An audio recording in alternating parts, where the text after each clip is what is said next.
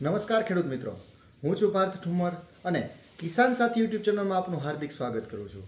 ખેડૂત મિત્રો, અત્યારે જોઈએ તો કે શિયાળુ પાકમાં આપણે જે મોખરે વાવેતર ગણાય છે તો તે ઘઉંના પાકનું, અને આ ઘઉંના પાકમાં ખાસ કરીને આપણે ખાતર ક્યુ નાખવું. જ્યારે આપણું ઘઉં છે એ મહિના દિવસના થાય કે 35-40 દિવસના થાય ત્યારે આપણે ખાતર નાખવાનું આયોજન કરતા હોઈએ છીએ, પણ ત્યારે ક્યુ ખાતર નાખવું તેના વિશેની પૂરેપૂરી માહિતી આપવાનો છો. તો જ્યારે પણ આપણે જોઈએ તો કે ઘઉંનું વાવેતર કર્યું હોય ત્યારે પાયામાં ડીએપી નાખ્યું હોય અથવા તો NPK 12-32 નાખ્યું હોય, સુપર નાખ્યું હોય, ઘણા ખેડૂત મિત્રોએ ઝીંક આવે છે તે ઝીંક પણ નાખેલું હોય.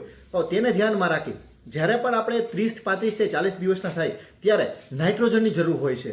તો ત્યારે જ્યારે આપણે ઘઉંને નાઇટ્રોજનની જરૂર હોય ત્યારે આપણે યુરિયા સ્વરૂપે આપણે નાઇટ્રોજન છે એ આપવાનું હોય છે, અને તેનું આપણે માપ કહીએ તો કે 15 થી લઈ અને 20 કિલો જેટલું છે એ આપણે યુરિયા છે 46% નાઇટ્રોજન તે આપણે વીઘા દીઠ નાખવાનું હોય છે. અને તેની સાથે આપણે શું નાખશું તો તેની સાથે આપણે માર્કેટમાં કોઈ પણ સારું એવું હ્યુમિક એસિડ આવે છે 98%, તો તેનો આપણે ઉપયોગ વીઘે 800 ગ્રામ પ્રમાણે કરશું. અને તેની સાથે આપણે જે શિયાળુ પાક છે તો તેમાં ઝીંક છે અને સલ્ફર છે તે પણ વધારે જરૂરિયાત હોય છે. તો ઝીંક અને સલ્ફર બંનેનું મિશ્રણ છે આપણને અલગ અલગ કંપની, સારી કંપનીનું આપણને મળી રહેતું હોય છે. તો તેમાં એક ટેકનોઝેડ આવે છે તો તેમાં પણ 14% ઝીંક આવે છે, તેનો પણ ઉપયોગ કરી શકીએ છીએ. અથવા તો એક 33% ઝીંક આવે છે તો તેનો પણ આપણે ઉપયોગ છે એ આપણે કરી શકીએ છીએ. તેનો વીઘા દીઠ આપણે જોઈએ તો કે 1.5 કિલો છે એ આપણે પ્રતિ વીઘા 16 ગુંઠાના વીઘામાં ઉપયોગ કરવાનો છે. અને ખાસ કરીને વાત કરું ખેડૂત મિત્રો કે આ 3 વસ્તુ વાપરીએ તેની સાથે સાથે આપણે છેલ્લા 1 થી 2 વર્ષથી આપણને ખબર છે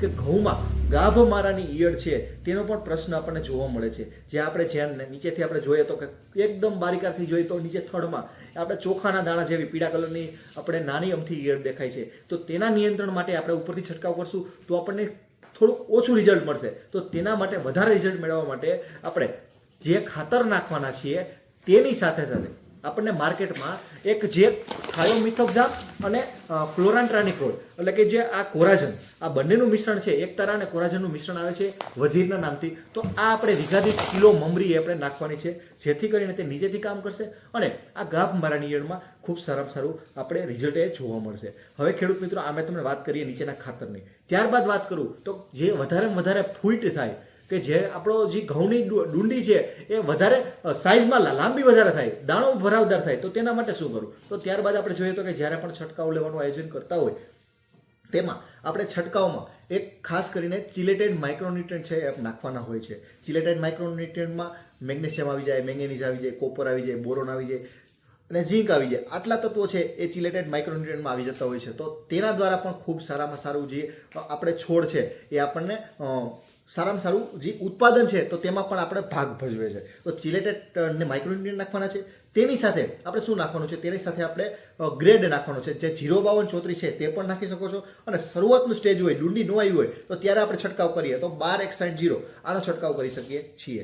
તો જ્યારે પણ આપણે 35-40 દિવસના ઘઉં થયા હોય ત્યારે એક 05234, તેની સાથે આપણે એક નાખવાનું છે ચિલેટેડ માઇક્રોન્યુટ્રન્ટ અને એક લિયોસિન, જે BASF કંપનીનું લિયોસિન આવે છે. તો તેનો ફૂટમાં ખૂબ સારામાં સારું એક અને ડુંડીમાં પણ ખૂબ સારામાં સારું રિઝલ્ટ મળે છે. તો તે આપણે મહિના દિવસના થયા હોય તો ત્યારે તેનો પણ ઉપયોગ તમે કરી શકો છો. આપણે પંપ દીઠ તેનું માપ છે એ આપણે 25 થી લઈને 30-35 સુધી આપણે માપ રાખી શકીએ છીએ. તો 30 ml પ્રમાણે લિયોસિન નાખવાનું છે, તેની સાથે 12-160 અથવા 05234 નાખવાનું છે અને તેની સાથે ચિલેટેડ માઇક્રોન્યુટ્રન્ટ નાખવાનું છે. તો આ છે એ આપણે છંટકાવ કરશું તો ઘઉંમાં આપણને ખૂબ સારામાં સારું રિઝલ્ટ છે એ પણ આપણને મળી રહેવાનું છે. તો ખેડૂત મિત્રો, વધારે ઉત્પાદન લેવા માટે આ જે મેં જે ટ્રીટમેન્ટ કહી છે તો તે કરશો તો ખૂબ સારામાં સારું રિઝલ્ટ મળી રહેશે. આવી જ માહિતી જાણવા માટે જે પ્લે સ્ટોરમાં ફ્રીમાં ખેડૂત મોલ એપ્લિકેશન છે તો તેને ડાઉનલોડ કરો. અને અમે અહીંથી રેગ્યુલર ફ્રીમાં માહિતી તમને ખેડૂત મિત્રોને આપતા હોય છે, તો તેમાં પણ તમને મળતી રહે. વધારે કોઈ માહિતી જોઈતી હોય તો તમે કોમેન્ટ સેક્શનમાં પણ તમે લખી શકો છો, જેથી કરીને નેક્સ્ટ વિડીયો છે તો તેના ઉપર તમને બનાવીને તમારા સુધી માહિતી મળતી રહે. તો વધારે માહિતી મેળવવા માટે કિસાન સાથી યુટ્યુબ ચેનલ સાથે જોડાયેલા રહો અને અત્યારે જ સબસ્ક્રાઈબ કરો. આભાર.